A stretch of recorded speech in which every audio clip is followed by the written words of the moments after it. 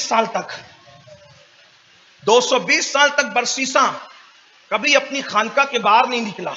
اس خانقاہ کو لوگ صومعہ کہتے تھے, راہبوں کا, وہ کبھی نہیں نکلا باہر 220 سال تک.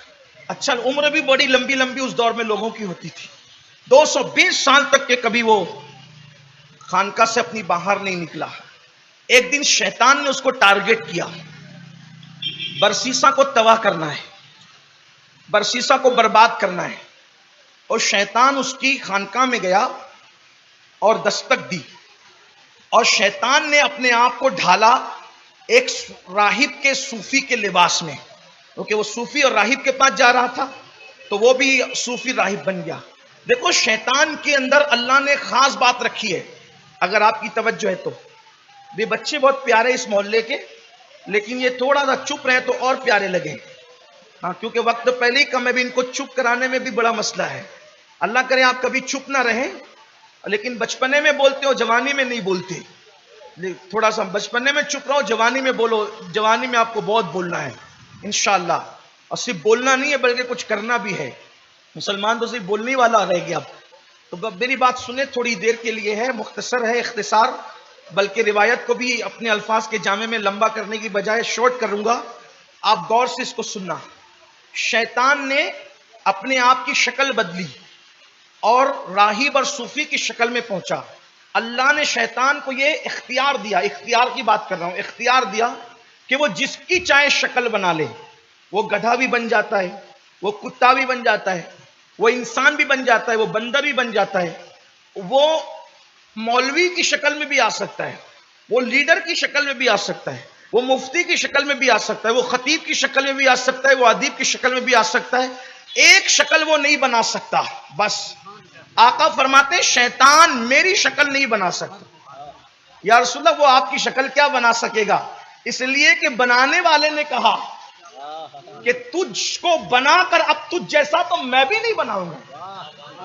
تیری شکل بنا کر, تیری شکل بنا کر اب تیرے جیسی شکل میں کسی کی نہیں بناؤں گا. جب وہ خدا ہو کر اب ان جیسی شکل کسی اور کی نہیں بناتا تو وہ شیطان کی اوقات کیا ہے؟ تو قربان جائیں.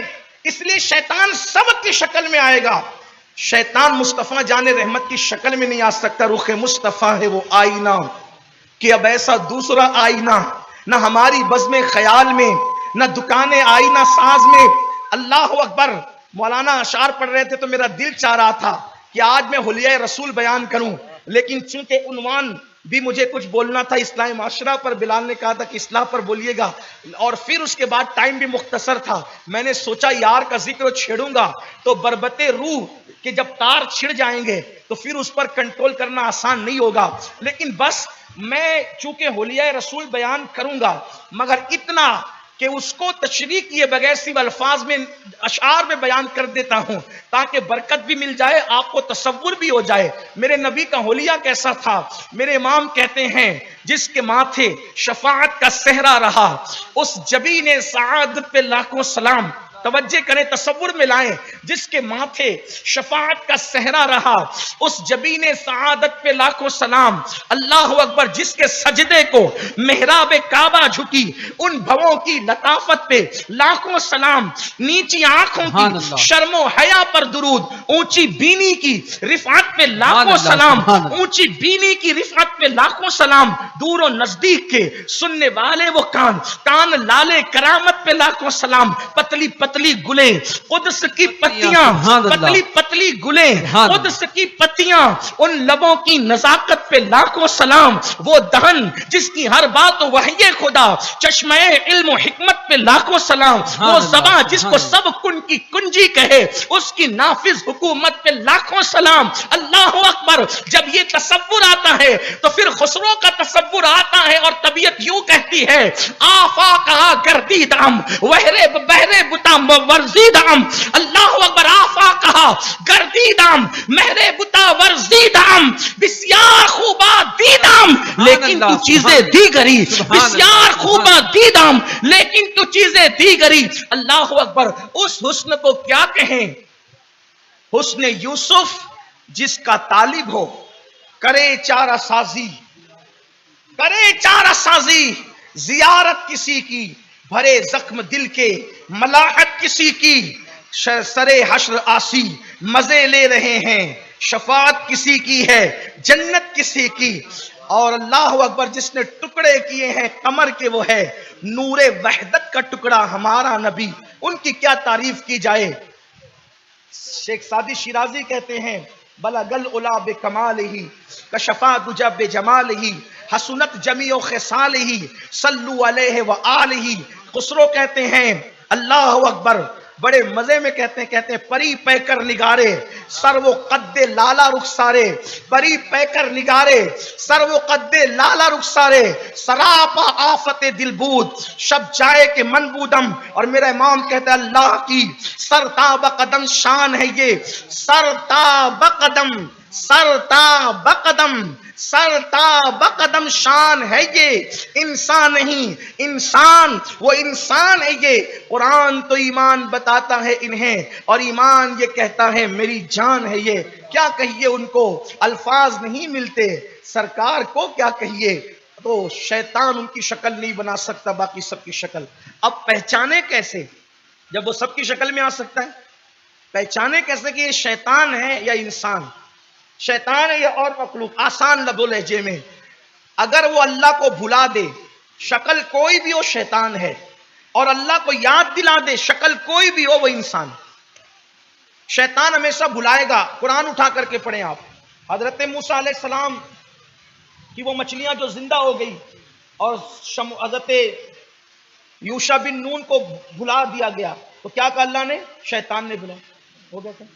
ہاں ہو گیا، 2-3 منٹ میں بات سمیٹیں، ٹائم ہو گیا، اوپر ہو رہا ہے ٹائم۔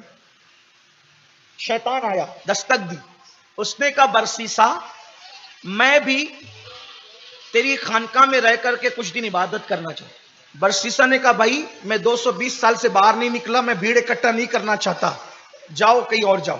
اس نے کہا اچھا میں 2 رکعت نماز پڑھوں تیری خانقاہ میں۔ اب نماز کے لیے تو روک نہیں سکتا تھا برسیسا، اس نے جو نماز شروع کی، چونکہ اس نے تو نماز پڑھنی نہیں تھی، اس کو سجدے سے کیا تعلق، لیکن وہ ہر کام کرتا ہے جس سے آدمی کو وہ اپنے چنگل میں پھانس سکے، وہ ہر کام کرتا۔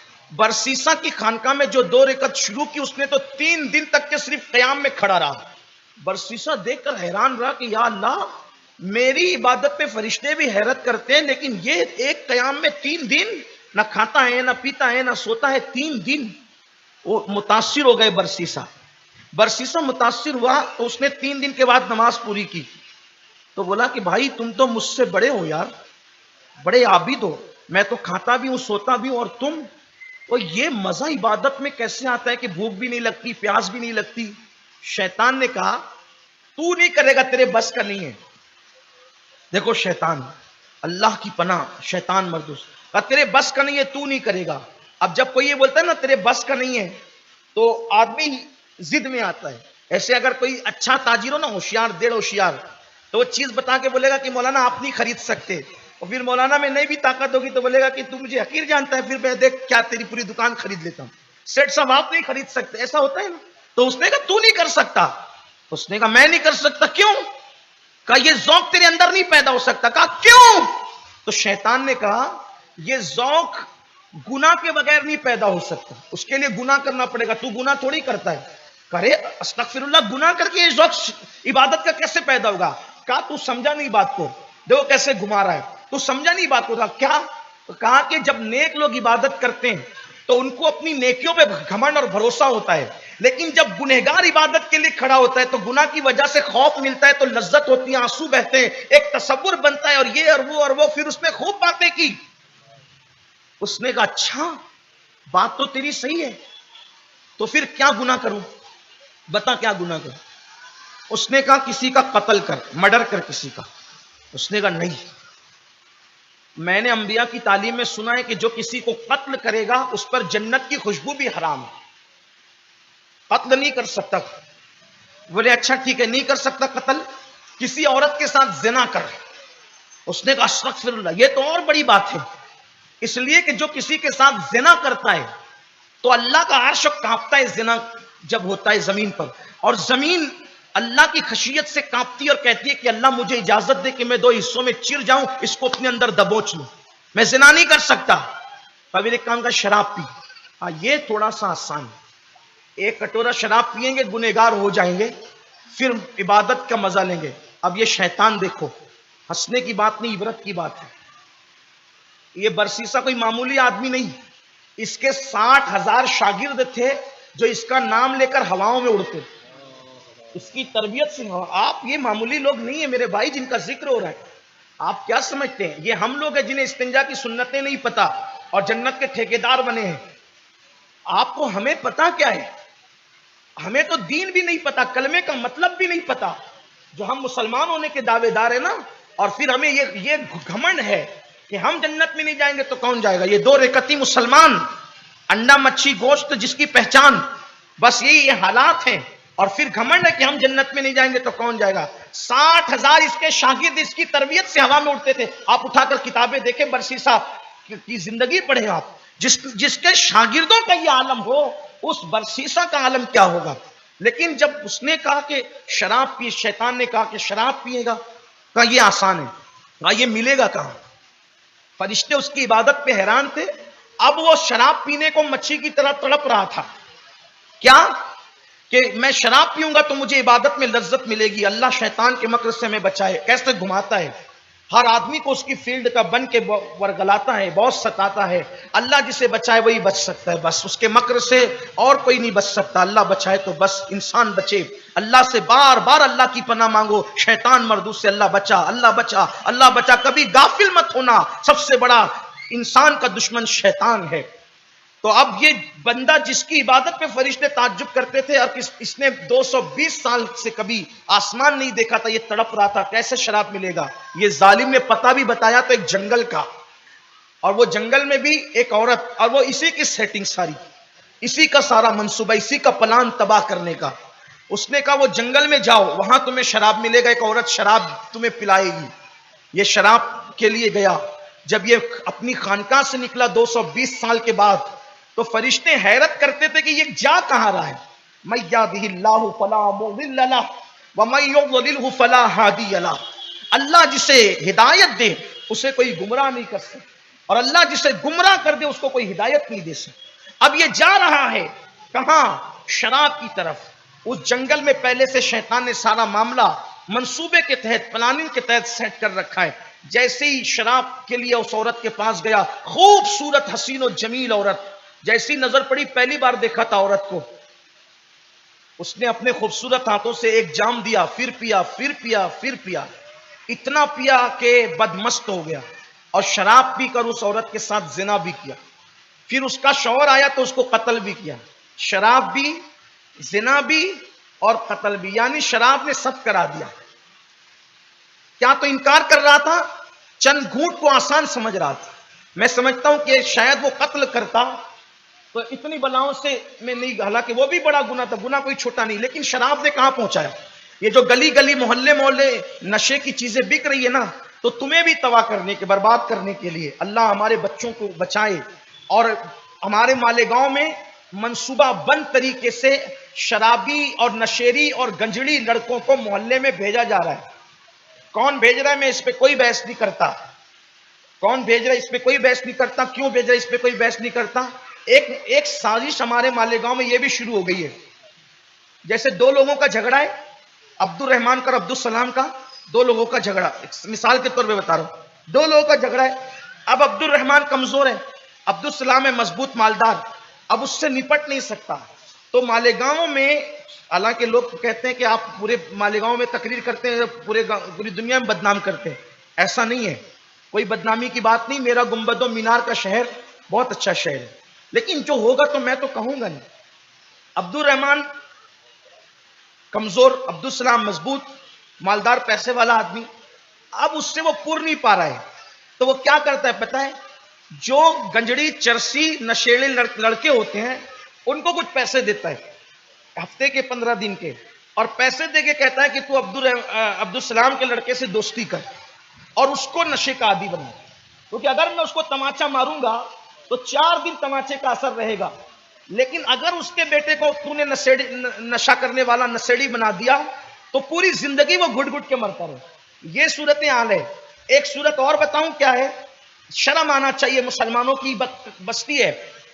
مجھے ایک معتبر ذریعے سے یہ بات پتا چلی کہ اگر کسی سے جھگڑا ہوا, نہیں نپٹ پا رہے, ایک خوبصورت لڑکے کو چھوڑ دیا, اس کی لڑکی کو لے جا کے بھاگا تاکہ وہ گھٹ گھٹ کے مرے. یہ صورتحال ہمارے شہر میں ہو رہی ہے. اب لوگ مریں گے نہیں تو کیا ہوگا؟ کہاں گئی غیرت؟